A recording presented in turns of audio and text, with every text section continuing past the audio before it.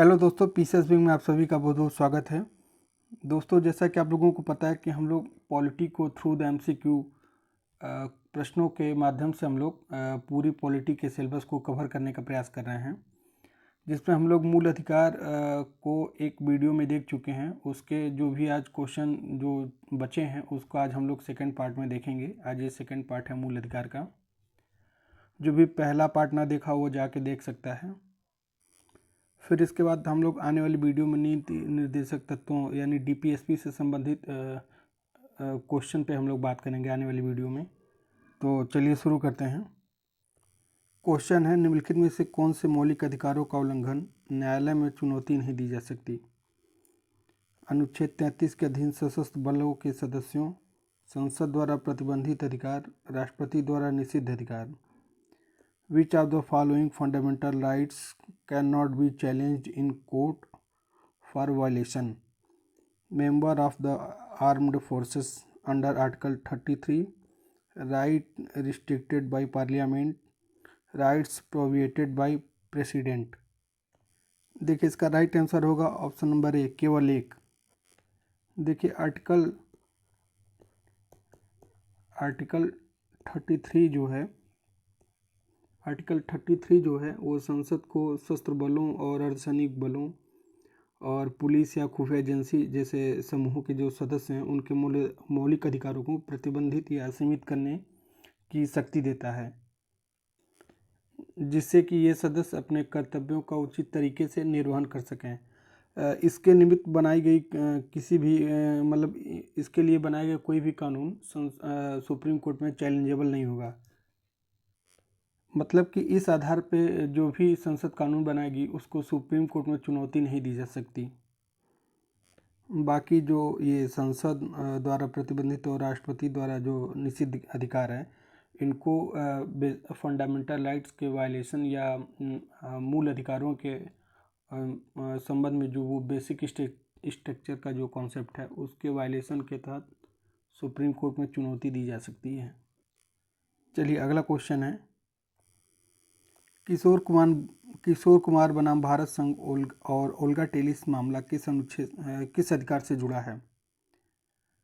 Kishore Kumar versus Union of India and Olga Tellis case related to which rights? शिक्षा का अधिकार, निजता का अधिकार, आजीविका का अधिकार, मतदान का अधिकार। इसका राइट आंसर होगा ऑप्शन नंबर सी, आजीविका का अधिकार। देखिए, ओल्गा टेलिस एवं अन्य बनाम बॉम्बे नगर निगम एवं अन्य 10 जुलाई 1985 यह 1985 का मामला है, जिसमें सुप्रीम कोर्ट ने कहा कि जीविका का अधिकार भारतीय संविधान के अनुच्छेद 21 के तहत जीवन के मौलिक अधिकार का एक अभिन्न अंग है।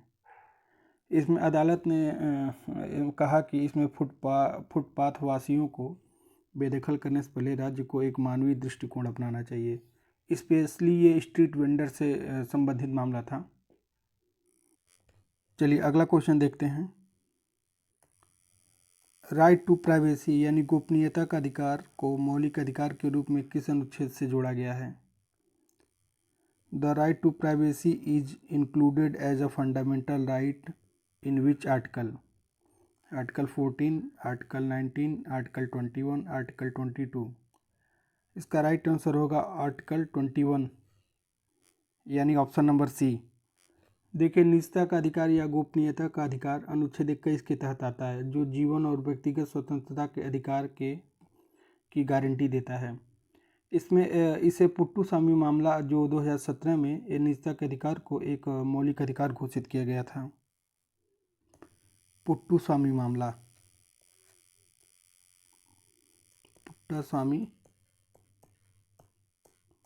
पुट्टास्वामी मामला 2017 में इसे एक मौलिक अधिकार घोषित किया गया था आर्टिकल 21 के तहत। चलिए, अगला क्वेश्चन देखते हैं। कौन सा अनुच्छेद अस्पृश्यता को समाप्त करता है? Which article abolish the untouchability? इसका राइट आंसर होगा ऑप्शन नंबर सी, आर्टिकल 17 जो है ये छुआछूत या भेदभाव को समाप्त करने की बात करता है। चलिए, अगला क्वेश्चन देखते हैं। निम्नलिखित कथनों पर विचार करें। अनुच्छेद 226 उच्च न्यायालय को रिट जारी करने की शक्ति देता है। अनुच्छेद 226 की शक्ति अनुच्छेद 32 से संकुचित है। Consider the following statement. Article 226 give the High Court the power to issue writ. The power under article 226 is narrower than that under article 32। इसका राइट आंसर होगा ऑप्शन नंबर ए। देखिए आर्टिकल 32 के तहत सुप्रीम कोर्ट को और article 226 के तहत high court को रिट जारी करने की शक्ति है। आर्टिकल 32 के तहत सुप्रीम कोर्ट 5 प्रकार की रिट जारी करता है। 5 प्रकार की रिट जारी करता है। ये रिट जो है मौलिक अधिकारों के उल्लंघन के संबंध में जारी किया जाता है आर्टिकल 32 के तहत सुप्रीम कोर्ट द्वारा। जबकि आर्टिकल 226 के तहत जो हाई कोर्ट रिट जारी करता है वो फंडामेंटल राइट के वायलेशन के तहत तो जारी करता ही है, उसके अलावा ये अन्य कानूनों के उल्लंघन के संबंध में भी रिट जारी करने की शक्ति रखता है। इस तरह इसका ये जो शक्ति है ये आर्टिकल 32 से ये संकुचित नहीं है, यानी अनुच्छेद 226 की शक्ति 32 से संकुचित न होकर एक व्यापक शक्ति है। इस तरह इसका राइट आंसर होगा ऑप्शन नंबर ए, केवल एक सही है। चलिए अगला क्वेश्चन देखते हैं। निम्न में से कौन सा अनुच्छेद संवैधानिक उपचार का अधिकार देता है? Which of the following articles provided the right to constitutional remedies? Article 32, article 21, article 19, article 18। देखिए आर्टिकल 32 के तहत जैसा कि हमने पीछे भी बात किया था, सुप्रीम कोर्ट 5 प्रकार की रिट जारी करता है, यानी कि मौलिक अधिकारों के उल्लंघन होने पर रिट के माध्यम से उसे प्रवर्तित करने के लिए रिट जारी करता है सुप्रीम कोर्ट। उसे ही संवैधानिक उपचार कहते हैं, कॉन्स्टिट्यूशनल रेमेडीज़। आर्टिकल 32 को डॉक्टर भीमराव अम्बेडकर द्वारा संविधान की आत्मा कहा गया है। संविधान की आत्मा आर्टिकल 32 को। चलिए अगला क्वेश्चन देखते हैं। निम्नलिखित में से कौन से अनुच्छेद सांस्कृतिक और शैक्षणिक अधिकारों से संबंधित है? Which of the following articles related to cultural and educational rights? देखिए आर्टिकल 29 जो है, आर्टिकल 29 अल्पसंख्यक वर्ग के हितों के संरक्षण के लिए है। इसमें अपनी विशेष भाषा, लिपि या संस्कृति जो है उसे बनाए रखने का अधिकार होता है। वहीं आर्टिकल 30 जो है ये शिक्षण संस्थाओं की स्थापना और प्रशासन करने का अल्पसंख्यक वर्गों का अधिकार देता है। इसका मतलब ये है कि धर्म या भाषा पर आधारित सभी अल्पसंख्यक वर्गों को अपनी रुचि की शिक्षण संस्थाओं की स्थापना और उसे प्रशासन का अधिकार होगा। इस तरह इसका राइट आंसर होगा ऑप्शन नंबर ए, 1 और 2। चलिए अगला क्वेश्चन देखते हैं। अनुच्छेद 25 की सीमाएं किस पर लागू होती हैं? What do the limitation of article 25 apply to? सार्वजनिक व्यवस्था, नैतिकता, स्वास्थ्य। देखिए हम लोग पिछले वीडियो में इस आर्टिकल के तहत बात किया था क्वेश्चन को। तो ये जो आर्टिकल 25 के तहत जो धर्म की स्वतंत्रता दी गई है उसमें ये कुछ सीमाएं आरोपित की गई हैं। मतलब आप धार्मिक रूप से स्वतंत्र हैं, उससे संबंधित कार्यों को करने के लिए स्वतंत्र हैं, लेकिन उससे आपको सार्वजनिक व्यवस्था यानी पब्लिक ऑर्डर और मोरालिटी या जो स्वास्थ्य संबंधी है ये सब चीज़ें भंग नहीं होनी चाहिए, यानी लोक व्यवस्था को कोई क्षति नहीं पहुंचनी चाहिए। इस तरह इसका राइट आंसर होगा ऑप्शन नंबर सी, 1, 2, 3 सभी। अगला क्वेश्चन है। निम्न में से कौन से अधिकार धर्म की स्वतंत्रता के अधिकार के अंतर्गत आते हैं? Which of the following rights fall under the right to freedom of religion? किसी धर्म को मानने, पालन करने और प्रचार करने का अधिकार, धार्मिक शिक्षा से संबंधित स्वतंत्रता और धार्मिक संस्थाओं का प्रबंधन करने का अधिकार। देखिए इसका राइट आंसर होगा ऑप्शन नंबर सी, तीनों। ठीक है, किसी धर्म को मानने, पालन करने और प्रचार करने का अधिकार आर्टिकल 25, और धार्मिक शिक्षा से संबंधित स्वतंत्रता ये आर्टिकल 28। और धार्मिक संस्थाओं का प्रबंधन करने का अधिकार, ये आर्टिकल 26। चलिए अगला क्वेश्चन देखते हैं। निम्नलिखित में से कौन सा अधिकार शोषण के विरुद्ध के अंतर्गत आता है?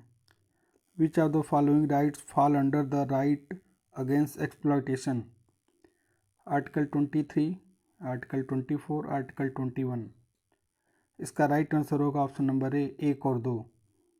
देखिए आर्टिकल 23 जो है ये मानव के दुर्व्यापार और जैसे बलात्कार या जबरन जो श्रम कराने का प्रतिरोध करता है, यानी कि ह्यूमन ट्रैफिकिंग और बंधुआ मजदूरी को ये प्रतिबंधित करता है। और आर्टिकल 24 जो है ये कारखानों में जो बालकों के जो 14 वर्ष से कम आयु के बालक हैं उनके नियोजन पर प्रतिबंध लगाता है, यानी 14 वर्ष से कम आयु के बच्चे कारखाने में काम नहीं कर सकते जो जोखिम भरा काम हो। इस तरह इसका राइट आंसर 1 और 2। चलिए अगला क्वेश्चन देखते हैं। निम्नलिखित कथनों पर विचार करें। देखिए ये पुराना क्वेश्चन है, ये पहले वाला ही, इसको अलग फॉर्म में दिया गया है। अनुच्छेद 23 मानव तस्करी और बंधुआ मजदूरी को प्रतिबंधित करता है, ये भी बात बिल्कुल सही है। अनुच्छेद 24 बाल श्रम को पूरी तरह समाप्त करता है, बिल्कुल सही है। अनुच्छेद 24 केवल 14 वर्ष से कम आयु के बच्चों पर लागू होता है, ये भी सही है। इस तरह इसका right answer option number C. Consider the following statement. Article 223 prohibited human trafficking and bonded labour. Article 24 completely eliminate child labor. Article 24 apply only to children under the age of 14. Right answer is option C. चलिए अगला question देखते हैं। निम्नलिखित में से कौन सा अधिकार धर्म की स्वतंत्रता के अधिकार के अंतर्गत आता है?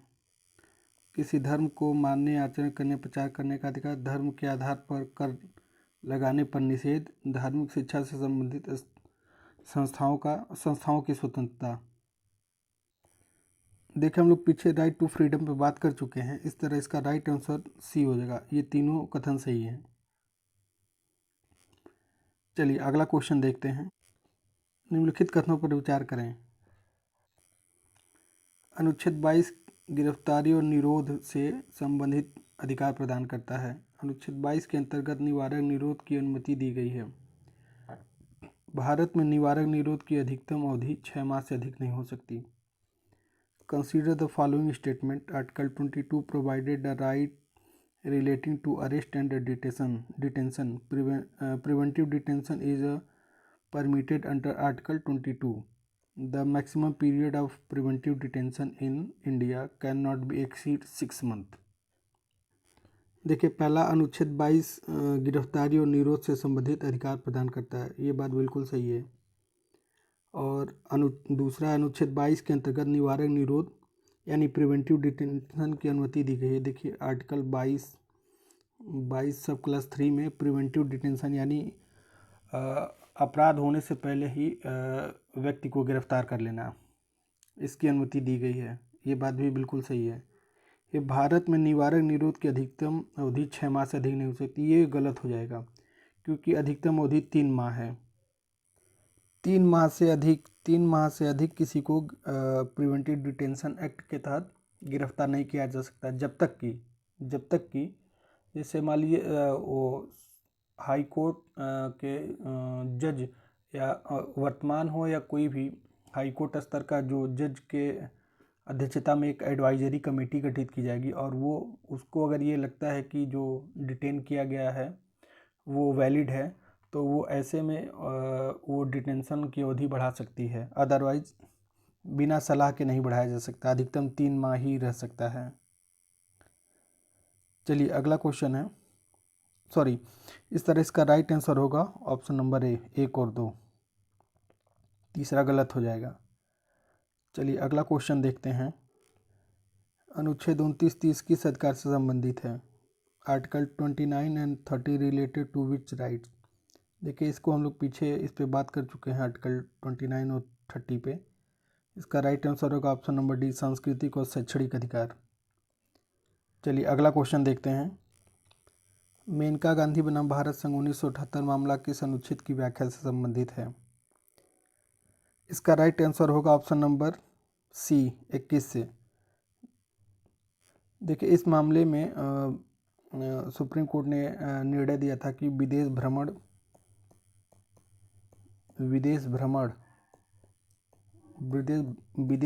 भी जीवन जीने के अधिकार में शामिल है। इस तरह विदेश यात्रा को भी आर्टिकल 21 के अंतर्गत लाया गया। चलिए अगला क्वेश्चन देखते हैं। निम्नलिखित में से कौन सा कथन सही है? मौलिक अधिकारों में संशोधन कर सकती है, संसद कर सकती है संशोधन। मौलिक अधिकारों को संविधान की मूल संरचना का भाग माना गया है। संविधान के भाग 3 में 7 प्रकार का मौलिक अधिकार शामिल है। Which of the following statements are correct? Parliament can amend the fundamental rights.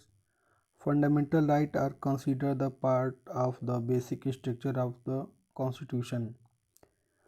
Part 3 of the Constitution contains 7 types of fundamental rights. इसका राइट आंसर होगा option number D. Fundamental rights संविधान का बेसिक स्ट्रक्चर का part है। संसद इसमें संशोधन नहीं कर सकती, या मतलब कि संशोधन करके इसे हटा नहीं सकती या कम नहीं कर सकती है। इस तरह इसका राइट आंसर होगा केवल डी, ऑप्शन नंबर डी, केवल 2। चलिए अगला क्वेश्चन देखते हैं। निम्न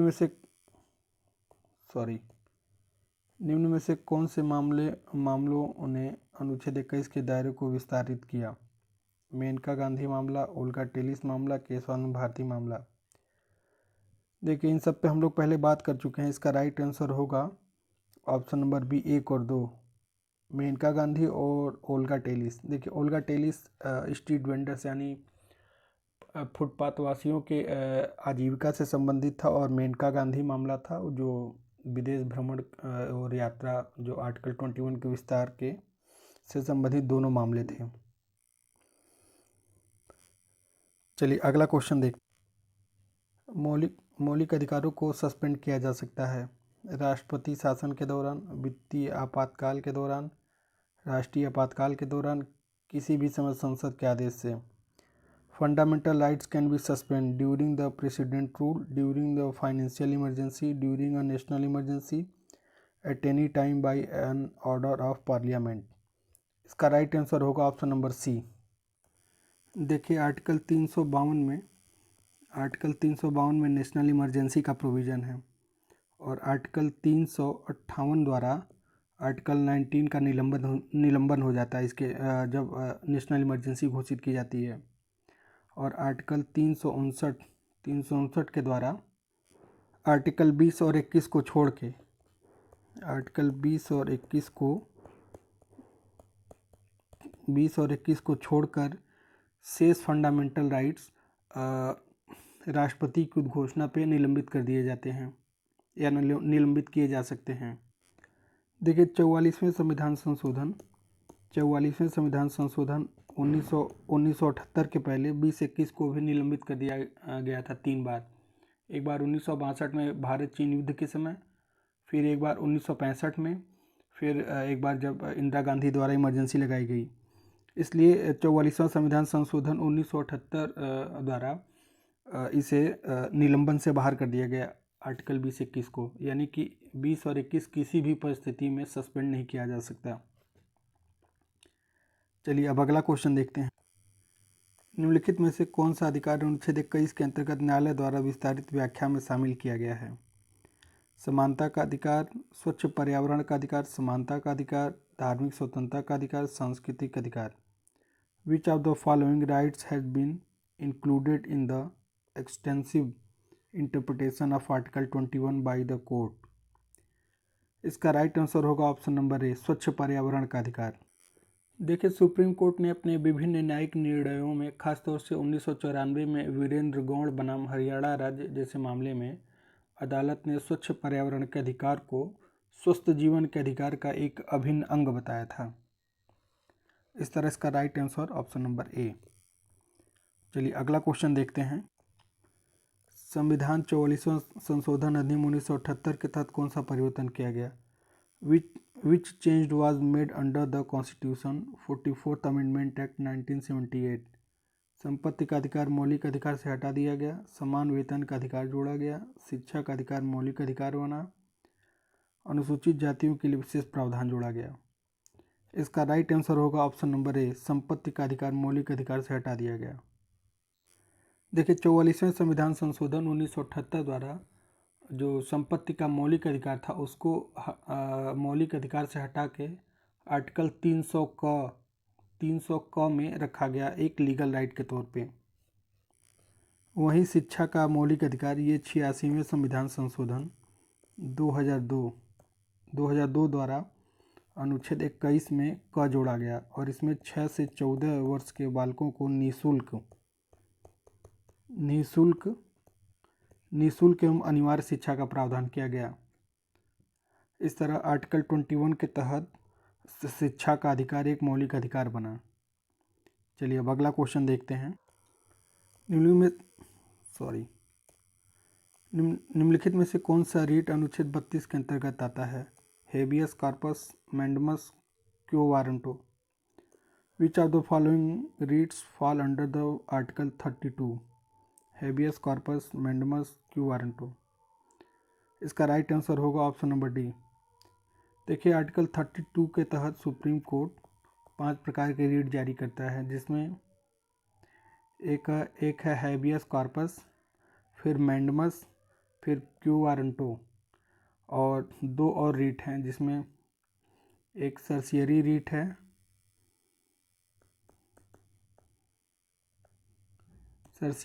यानी उत्प्रेषण रीट और एक है प्रोविएटेड यानी प्रतिषेध REET.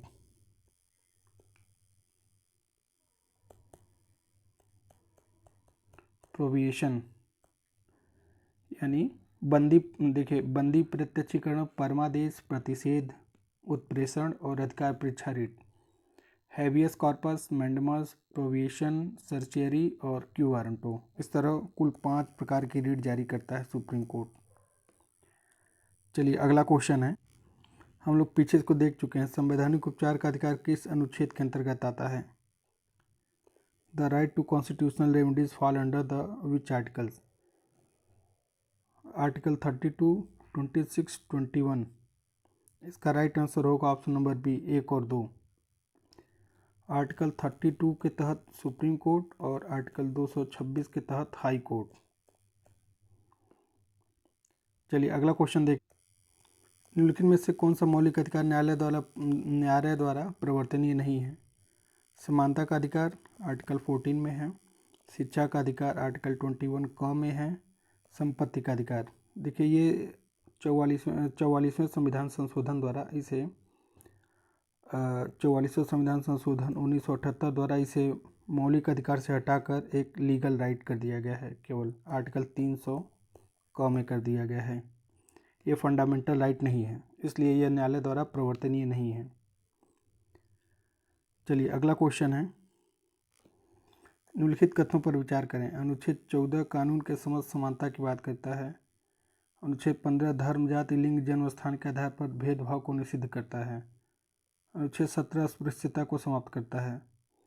Consider the following statement. Article 14 provide the equality before law.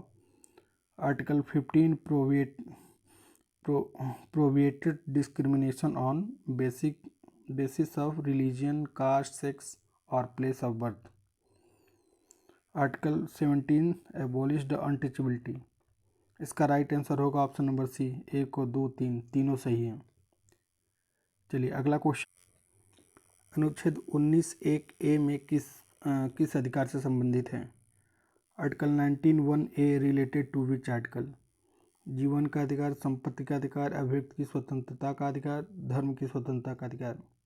इसका राइट आंसर होगा ऑप्शन नंबर सी, अभिव्यक्ति की स्वतंत्रता का अधिकार।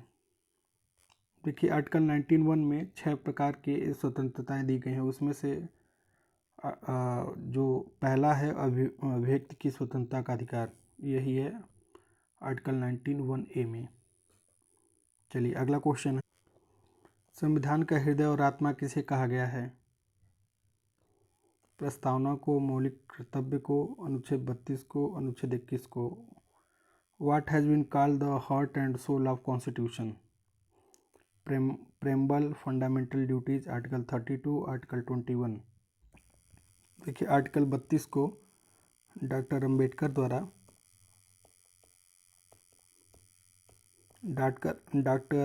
द्वारा हृदय और आत्मा कहा गया है। हृदय और आत्मा। आर्टिकल 32 को, जो कॉन्स्टिट्यूशनल रेमेडीज प्रोवाइड करता है। वहीं प्रस्तावना के बारे में अलग अलग विद्वानों ने बहुत प्रकार की बातें कही, जिसमें से मुख्य हैं जैसे प्रस्तावना संविधान का परिचय पत्र है, इसे N.A. पालकीवाला ने कहा है। परिचय पत्र ये N.A. पालकीवाला।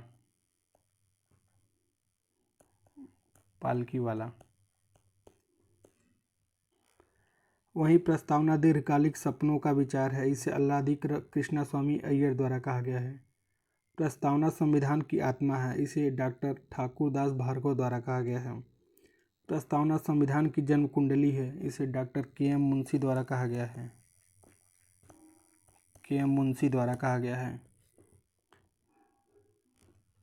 चलिए, इस तरह आज का ये सेशन ही समाप्त होता है। अब हम लोग लगभग फंडामेंटल राइट्स के जितने भी क्वेश्चन के डायमेंशन बन सकते हैं उनको सारे को कवर कर लिया है। अब हम लोग अगले वीडियो में नीति निर्देशक तत्वों पे बात करेंगे। चलिए, बहुत बहुत धन्यवाद। Thank you.